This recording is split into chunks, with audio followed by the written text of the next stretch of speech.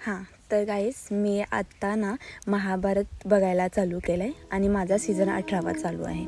पण जेवढे मी सीझन बघितले 18पर्यंत त्याच्यातून मला एक समजलं आहे की आपण ना कर्म चांगले केले पाहिजेत. नेहमी चांगल्या कर्माच्या मार्गावर चाललं पाहिजे. कारण श्रीकृष्ण बोलतात, म्हणजे त्यांचा एक श्लोक आहे, यदा यदा हि धर्मस्य ग्लानिर्भवति भारत अभ्युत्थानं धर्मस्य तदात्मानं सृजाम्यह परित्राणाय साधूनं विनाशाय च दुष्कृतं धर्म संस्थापनार्थाय संभवामी युगे युगे.